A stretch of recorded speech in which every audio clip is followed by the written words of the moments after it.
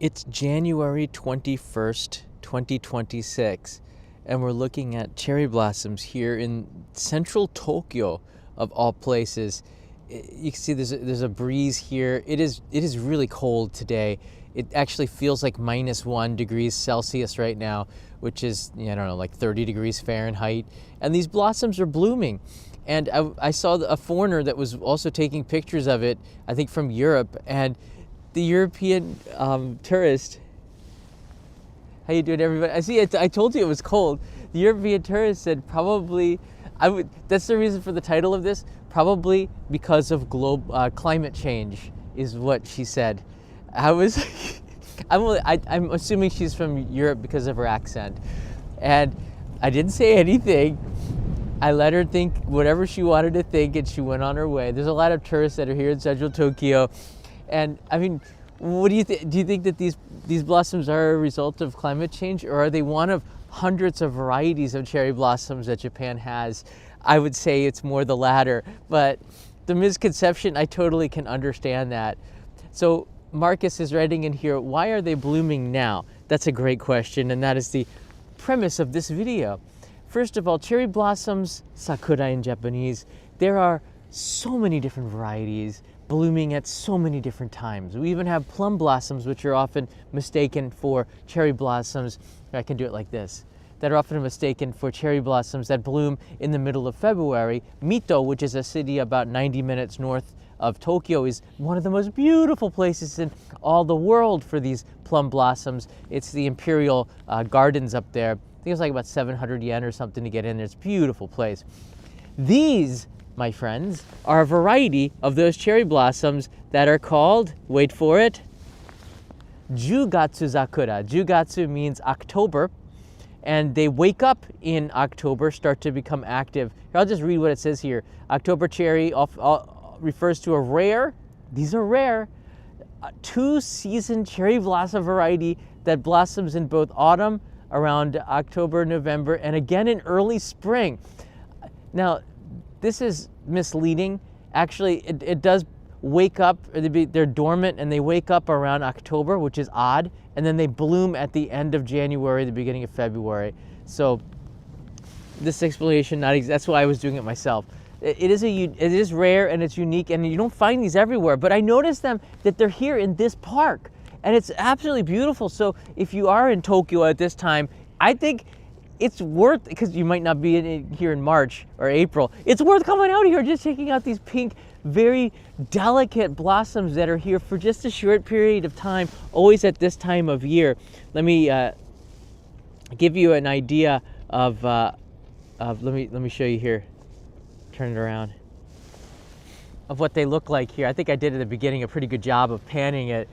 But they are delicate. They can also be very easily confused with ume blossoms, right? They look kind of too pink. The bark of the tree a little bit too dark. Well, these aren't Some Yoshino. Some Yoshino are the most well-known, the most famous of Japan's cherry blossoms. Why? Because they're everywhere. The Some Yoshino are the ones that we count down. I see Heather's here. How you doing? They're the ones that we count down for the cherry blossom schedule, which is right here. Yes, it has been released recently, just last week or so. What is it, the 8th of January, they released the first one. Trust me on this one. It is not something you should really go by. It's just sort of a spitball figure that we kind of assumed from the beginning here. You just don't know what the weather's gonna be like over the next 8 weeks, but it's always the same. Tokyo is predicted to be March 20th for the Some Yoshino. Now, when we say the cherry blossoms, we mean that variety. But again, there are dozens, maybe 100 or more varieties of cherry blossoms that we're only just touching the surface here. This one that you see in the background, a really rare one. The cherry blossoms, when is the best time? Depends on where you're gonna go. If you're gonna be in Kyushu, Shikoku, they bloom just a little bit earlier. If you're going up to Tohoku, they bloom a month later. You'll see the cherry blossoms up in Hirosaki and Aomori, which is my favorite place to go, a month after Tokyo.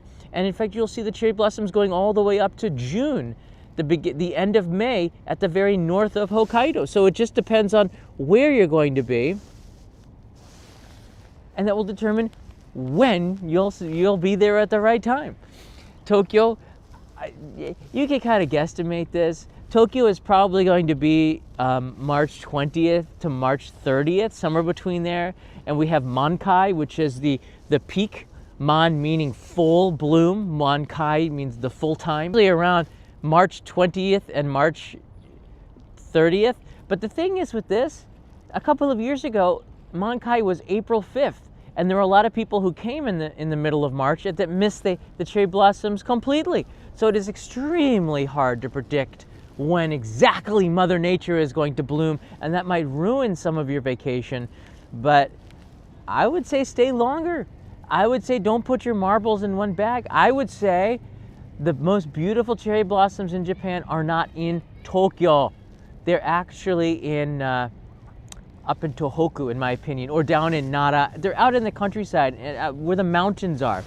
But for this park, a lot of you might be wondering, I put a map in the description of this video so you can go check it out. I'll take some questions here, and of course I prepared a map for you so you can see exactly where we are.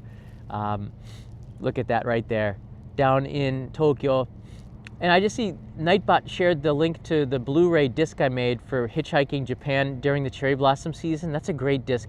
I followed the cherry blossoms up hitchhiking. It's about a 2-hour, over 2-hour video with 2 audio tracks, a director track and the original. So you get a chance to watch the video more than once to get a lot of information on the cherry blossoms too, as I followed it up. So this is Toyosu Park here. That's where I am. There's a cafe that was built last year in the center of the park called Blue Bottle. Maybe some of you have heard that one here. You can see the location. It's on the Yurakucho line, which is the golden one. I guess like the golden orange one. That bridge is also something you should go to walk out. It's been just renovated. It's absolutely beautiful. That one right there, the logging industry, the wood industry used to use that back before World War II. So that's something that still remains in the city of Tokyo. But that's exactly where I am right now in the park here. It's a beautiful location. It's especially nice right now. I want to shout out one of our viewers here. We're going to talk a little bit more about the cherry blossoms in a second here. But there's a cafe right here. And I promised yesterday, one of my friends, community members here, somebody that I've gotten to know quite a bit, lost his grandmother. I think he said yesterday, which is such a sad thing whenever we lose anybody. And I wanted to honor her. She never made it out to Japan. And Rainer, I did get a cup of coffee. I promised you I would get one and kind of celebrate her life. And I was touched with the message that you sent on the relationship that you guys had. So I came here, got a coffee, and I wanted to come to this spot in memory of your grandmother who meant so much to you. So thanks for sharing your story. It really touched me. I know you and your mom watch the show quite often, so I really appreciate that very much. And you might not have come with your grandmother this time, but she is here in spirit with us, everybody in the community enjoying these cherry blossoms. And that's really what cherry blossoms are all about. This is the time where you go out to celebrate with your family, with the people that you like or don't like if you are doing it with your workmates. Some depends on who you're hanging out with. Sometimes you have to go because you're part of work. But this is a great time to sit outside and enjoy nature, even though it is -1 degree Celsius. I underestimated just how freaking cold it is because of the wind. And even though it's going to get to a high of, it says 8 degrees, with the wind, it feels like -1. So, to Grandma. It's a good cup of coffee that they make here. It's a beautiful cafe. They put this in about, I don't know, a year ago. I saw it. This brew bottle. I think that's what Kanai calls it, the brew bottle. Because they actually brew coffee, but brew and blue. You feel me here? I filmed a little bit inside. My apologies for the audio here. It's a nice view looking out at the kids playing here. And there are the trees right there. So you get an idea of what the trees look like from a distance. It's very nice. It feels like you're, there's a lot of foreigners that come here, but it feels like you are in there's a Decho line, and then there's the Yurikamome line, which is the monorail. You'll see that going by here, going over towards the fish market. Satrio is here. Thank you, Satrio. I don't know if Rainer's watching live, but I hope he watches in the playback. And I promised I would enjoy a coffee, even though it's gotten cold real fast. Let's look a little bit more. Actually, there's some more down here, which we can go take a look at.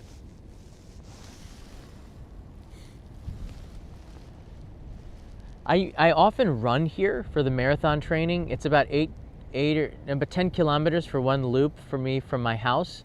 So I'll do 2 of them, which is 20K for the training. It's a nice loop. This really big brick walkway goes all the way around Toyosu Island. And you can keep going up over to Odaiba. And if you look in the distance, you can see the Rainbow Bridge right there. What's 1 degree Celsius? It's about 30 degrees Fahrenheit for Americans. Americans should learn the Celsius and the Fahrenheit system, because the rest of the world uses Celsius, which is just more convenient. It's 0 is freezing, 100 is boiling. It's so intuitive. It's hard to understand, because for Fahrenheit, it's 32 for freezing and 212 for boiling. It just doesn't make a lot of sense. But Celsius,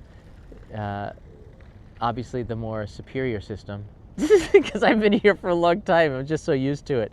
Look, there's the blossoms there. Ramsey silent for a refill of coffee. Well, thank you. It's negative 18 Fahrenheit here. It probably feels like negative a million.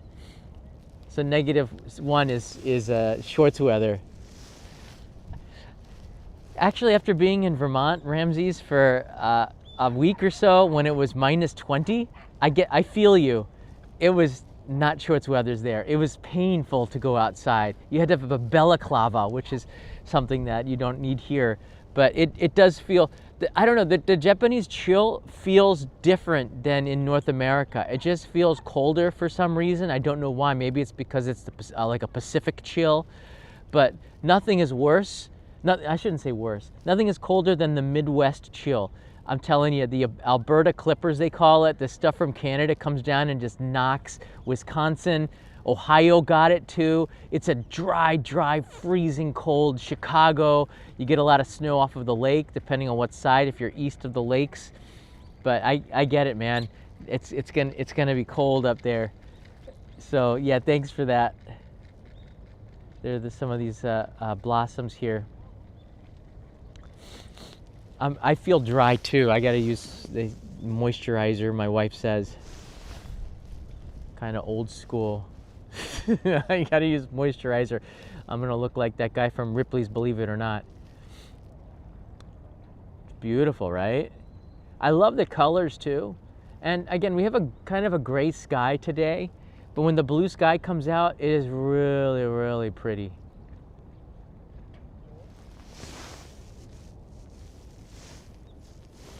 Yokohama is colder than Tokyo. Maybe not. I don't know about that one. I think because of it's right on the water. It feels a little warmer to me. But there are days that it feels super cold. To be honest with you, let's be completely honest here.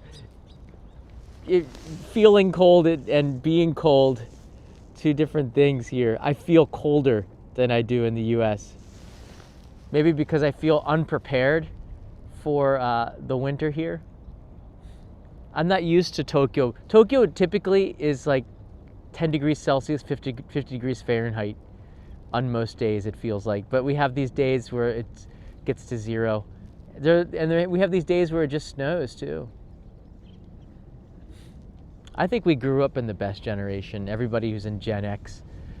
Because we got the best of the analog world, where we were riding banana bicycle seats around the neighborhood, didn't have to worry about it. Trick-or-treating was a lot more fun.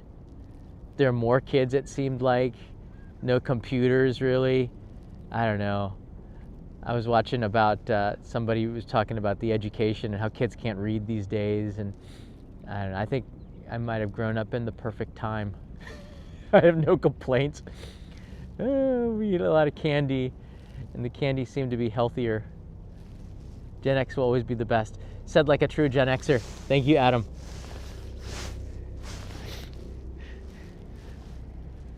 All right, let's go take a look. Let's get this. Grab my coffee here. We'll go take a look at this. The couple of trees down here.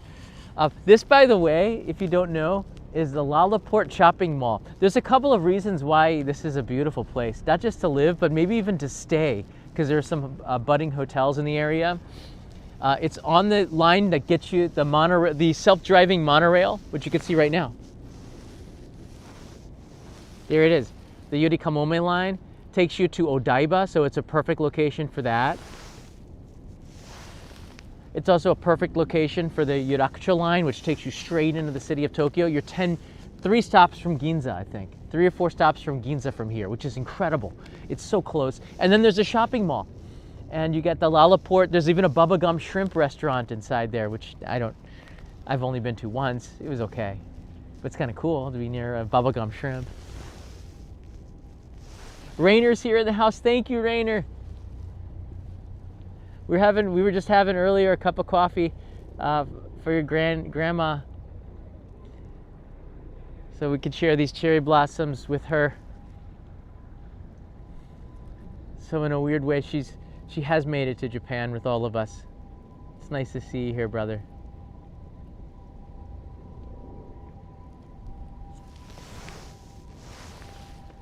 It's hard. The signal goes in and out quite a bit right here. Everything seems to open up around 10 a.m. in Japan, so have a quiet breakfast, then go out and you can do some shopping. There's a Tokyo Hands here. Tokyo Hands, you guys know that one? There's a bunch of shops in here that are pretty cool for shopping that you don't have to fight the crowds of tourists out here, because it feels more Tokyo residential. It really does. Here's some sun hitting the cherry blossoms right now, keeping it warm. But the weather, it is much, much colder than the temperature will say here. This is what the temperature is right here. It says 8 degrees Celsius, but it feels like -1. And the cold, when there was no wind, was 2, but it felt like 0. So it's a far cry from Wisconsin and Ohio and the Midwest in the US right now. But hey, we got cherry blossoms. And we got friends here. Hey guys. It's kind of cold, isn't it? Do pigeons feel chill? You got anything to say? Because anything you say can and will be used against you in a court of law. See? Nothing.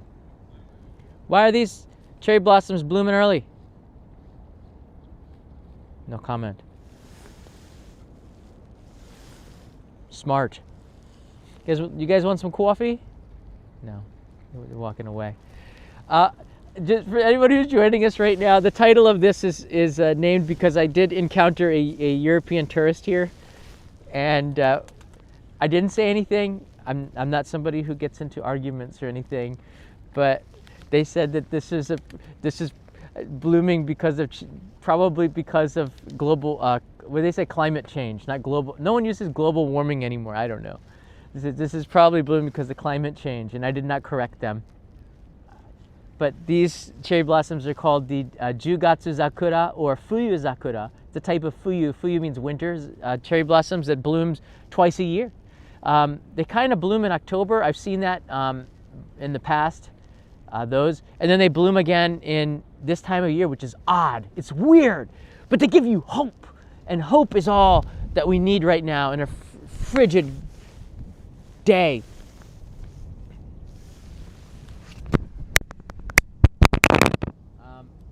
It looks like that it's full bloom. It looks like they're past full bloom. So these are the last stragglers, which is let me see if I can focus on that one right there. There you go. See the cars passing by Rainbow Bridge in the distance there. So it's a beautiful spot. Jen writes in, any suggestions for a first timer in Asakusa? Yeah. Don't make too many plans and walk the streets. Wake up early and walk the streets before the stores open and the tourists come, because it's such a beautiful place, and walk the streets at night. Take advantage of the fact that you're in Asakusa and most of the tourists are not. They come and visit between like 10 a.m. They come and visit between 11 a.m. and 4 p.m. and then it gets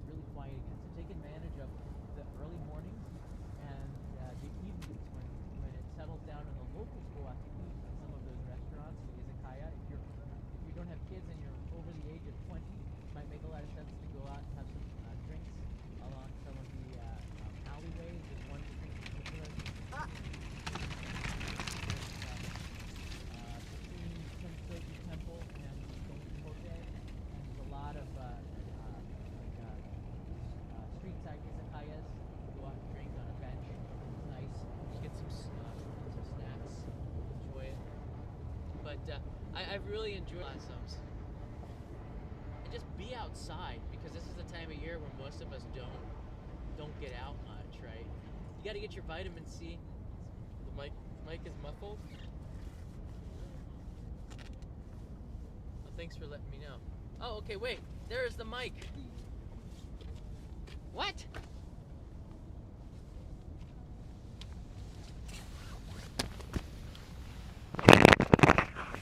Testing, testing.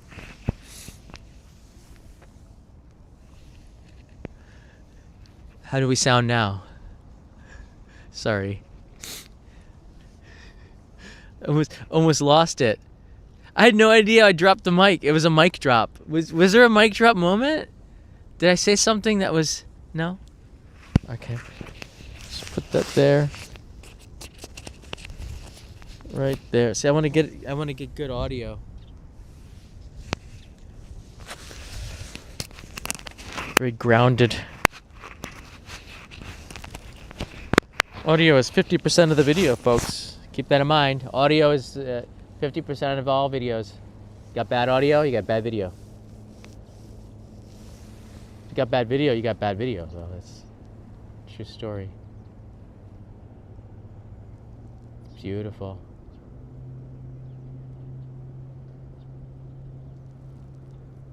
Do you care? Don't think you're reading the chat, brother, for about 2 minutes rambling with nobody understanding. Thank you, Christian. I don't care, Christian.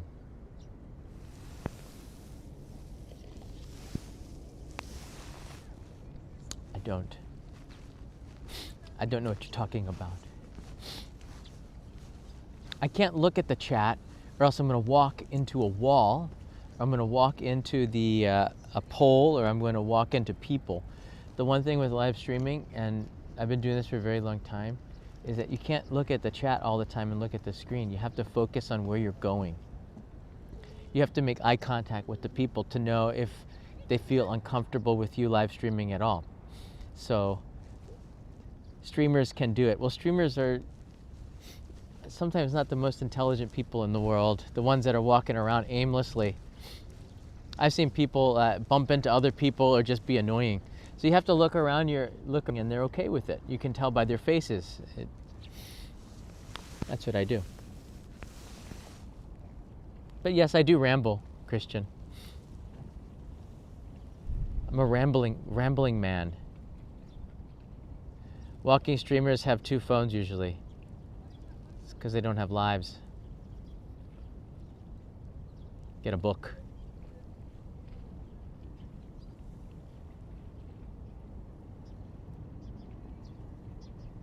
Read a book. I don't do what everyone does because everyone's doing it. I don't go around saying 6'7". I didn't even know what the heck that was until I went back to the US.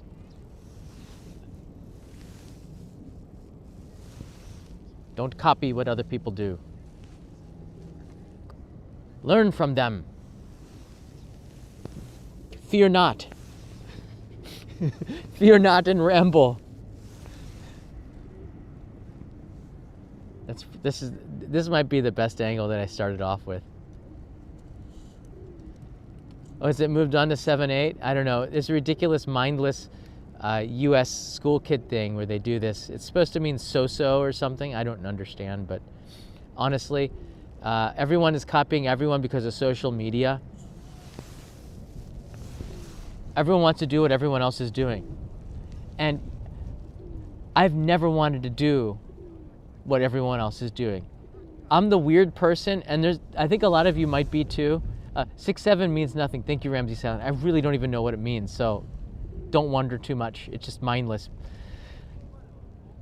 I think a lot of people watching this show probably is in the same mold as me, but if everyone's going in one direction, I will sometimes go the other. Because I'm curious, I want to know, and I want to get away from what everyone else is doing. Because the story is never when everyone is telling the same story over here, if you look to another place, you'll find a completely different story that might be related to that story, which is a completely new point of view, a completely new way of looking at things. And sometimes doing what everyone else is doing sometimes it's a smart thing to do. This is why you have to have some kind of a little bit of intelligence, a little bit, but there are times where you should do what everyone else is doing, but sometimes doing what everybody else is doing is not a great thing. Going to Kyoto, yeah, I think it's good to go and see, but you shouldn't plan all of your trip there or maybe less time there and go see a place that no one is going to, because that might be what you were actually looking for in the first place. Yeah, I cross my I's and I dot my T's. That doesn't make any sense, but I understand, and metaphorically. Not everything has to make sense all the time. When I came to Japan, it's an interesting story. When I came to Japan, I didn't understand what everyone was saying around me. I didn't understand if they're talking about me. I didn't have paranoia. I felt it was refreshing that I didn't have to listen and understand what everyone was talking about all the time, because I could focus on other things, you know? I didn't need to know what everything was going on around me sometimes. And that's a good thing, because then you start to see things that other people miss, because they're talking about one thing, you're actually looking around and seeing something else. I remember sitting on the bus and listening to people and said, I have no idea what they're saying. And I kind of wanted to, but it wasn't something that, I don't know, motivated me to learn Japanese. I think it was the fact that, you know, everyone wanted to talk to, you know, guys want to talk to girls, girls want to talk to guys. That probably motivates you. Or you just want to make friends, right? If you really want to understand the country, you got to speak the language.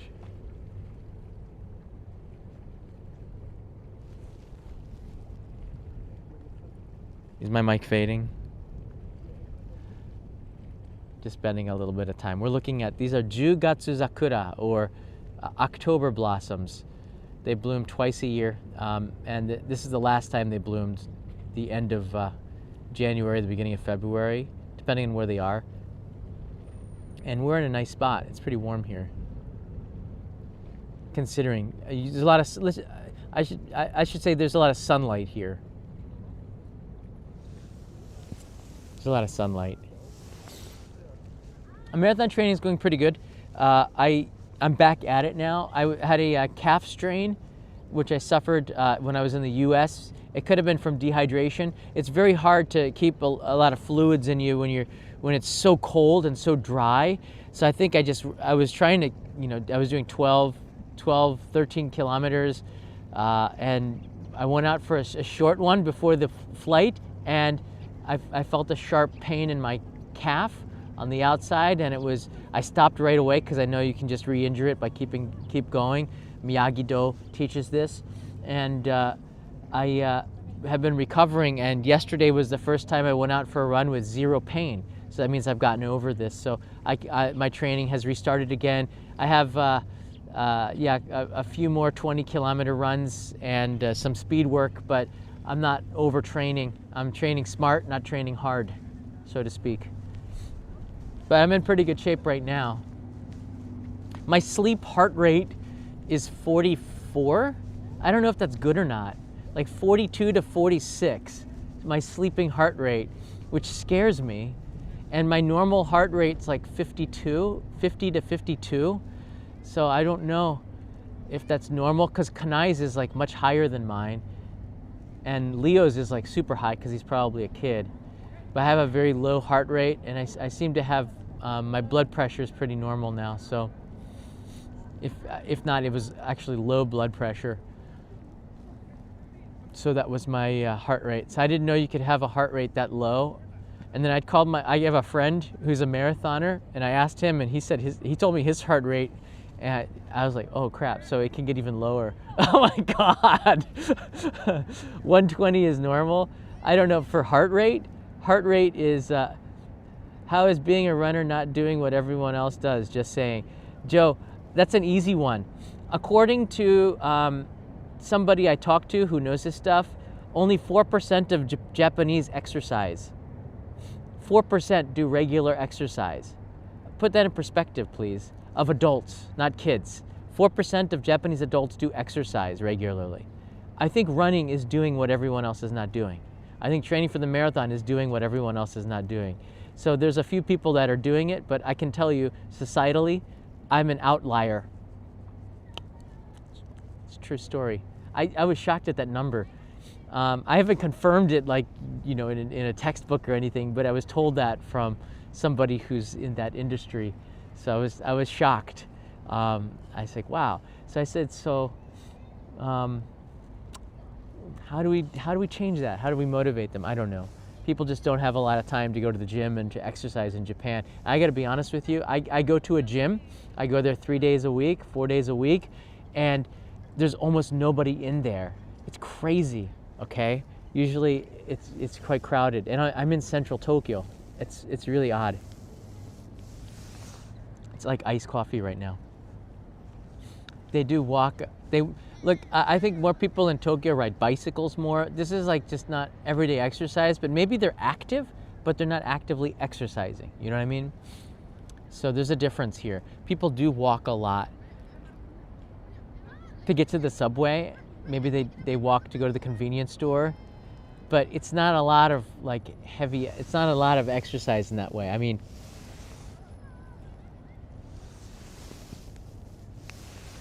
it seems like I'm contradicting myself, but it's just one person in a city of millions, the largest city in the world, okay? There's not a lot of people exercising. I gotta be honest with you. You'll see runners. You'll see a lot of them around it. There are probably more runners than there were 20 years ago, but running in general, you don't see as many. There's really not that many people that are doing it, okay? So I'm not following everybody else. By running, you're actually doing the opposite. If I wanted to follow everybody else, I'd have an office job, and I'd come home tired, go drinking with everybody late at night. But I think drinking alcohol is now alcohol is been decreasing for a long time in Japan, believe it or not. So as the newer generation doesn't seem to like alcohol quite as much as their forefathers and mothers, which is probably a good thing, the culture is somewhat changing. It's slow, but it's changing slightly. So you don't have to go out and drink with your boss. Just depends. There's some Showa era companies, and then there are some Reiwa era companies. And the Reiwa era companies, they want better productivity. So they realize going out and drinking until 10 p.m. every night, probably not good for the productivity of the company. So they figured out more analytical ways to do it. But it just depends on what era your boss is in. If he's an old school boss, he's gonna make you go out drinking with him because that's what his boss did. What if you're a new school boss? You're gonna say, okay, go home, get good sleep and come back early. So it just depends. Be in the moment, just enjoy the present. That's good. I think a lot of people don't do that. Or maybe people do that a little bit too much. I don't know. It's a good thing to talk about for sure. About 78% of the global population runs. I'd say about 3 or 4% of that run because they're being chased.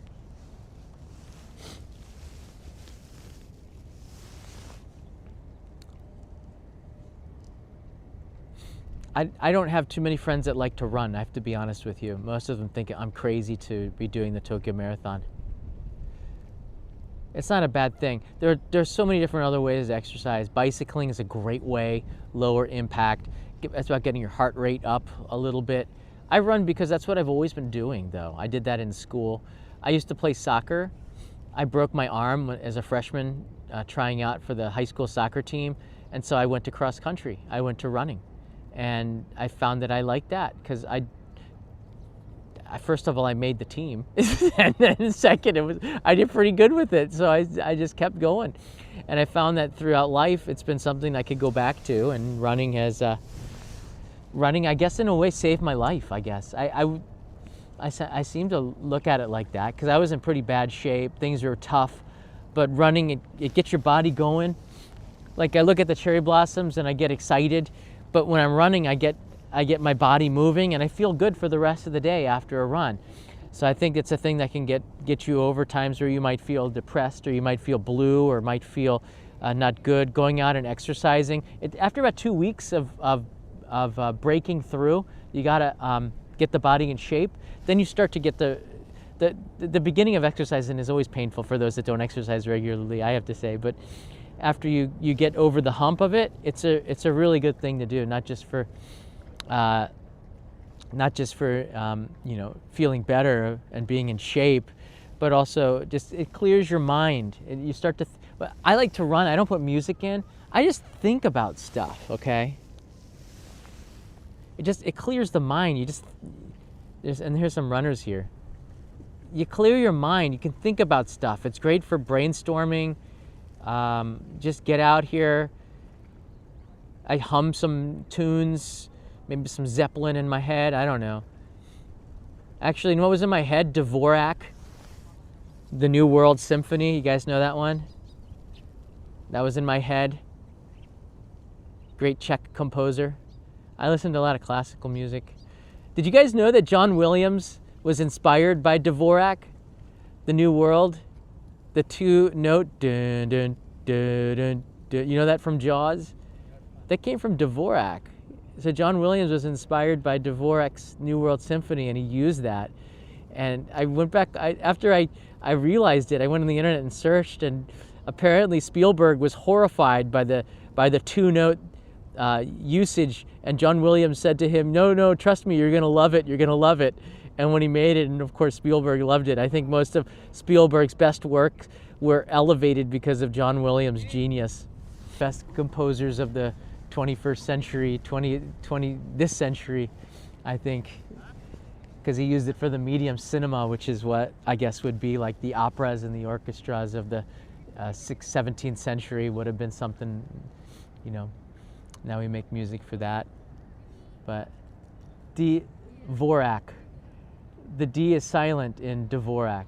See, I have friends named, it's a Czech name, so I don't speak Czech, of course, but I had a friend named with the last name Dvorak in high school, and we would call him Dvorak. I guess he just never corrected us. So you're probably right. You're probably right. I don't know. Thanks for that. I heard a Dvorak keyboard. He must be a Polish, Slavic, or Czech. He's Czech. He's a very good composer. He looks like a couple of friends of mine too. You saw his picture. I'm like, oh, it's an interesting looking guy. I remember I had friends that looked like him too, kind of, you know, stocky dudes. But a genius for sure. Some good symphonies out there. But you know, John Williams was inspired by the masters before him. And just like YouTubers are inspired by other YouTubers. And that brings, you know, different kind of contents, and you elevate it and you make something your own. I think that's great. I'm inspired by nature and you guys. One last thing, if you want to get a postcard, this postcard is a snowed-in vending machine. This is from Niigata. The snow up there gets like meters high, especially at this time of year. It really starts to fall. And this one was Iiyama in Niigata. They had to dig it out, and it's a pretty cool photo. It was like Iiyama. That's where I did the hiking video. So I'm quite often in that area, Yuzawa, Iiyama area. So I'll send that to you tomorrow, if you join up for the Postcard Club. I appreciate it, guys. We've had more people sign up for the Postcard Club in the last 3 months. I started to send the postcards from the location the pictures were taken. I sent a postcard of the top of Mount Fuji, and in December I sent the postcards from the top of the Tokyo Skytree to get the postmark, the stamp of the Skytree. So I'm going to do that more with the postcards. It's supposed to be a fun thing where you get analog mail, you know, sent from Japan. I do it all myself. I sign them and I put the stamps on. Sometimes Kanai helps me out. Leo wants to. Maybe he'll get there too. These are like these stamps are like $1 each. So if he messes up, that's kind of a big miss there. But yeah, I've been doing the Postcard Club now for 8 years, which is crazy. That's a lot of postcards. And it's something that I always wanted to do because I loved sending them, and I loved getting postcards from people. And sometimes we just don't get enough mail, so it supports our male people, our mailman and mailwoman, and our post office around the world. So it's a good thing, and it supports the channel. I appreciate it, guys. All right, for those that are just joining us here, just to sum up The cherry blossom schedule was released last week on the 8th, probably 2 weeks ago. And there's no surprises, but it's too early to tell. However, if you do come to Tokyo between March 20th and March 30th, there's a good chance you'll be here and see some of the blossoms. We don't know when it's going to peak. A couple of years ago, it peaked. They didn't come out until April. They were delayed because a super cold front came in through March, and the cherry blossoms were very much delayed. But hopefully, it's a normal thing when you guys come to Tokyo, you'll be able to see it. But Tokyo is not the best place to see the cherry blossoms. It never was, it never will be. The best place is out in the countryside. Toyosu Park in Aomori is my favorite place. They have like a carnival feel to it as well. Lots of street food. That's April 20th. I think April 23rd, and that's much more predictable. It's because it's got a lot of snow in Aomori until April 23rd, but that's the thing. And again, for this coffee goes out to Rainer's grandmother.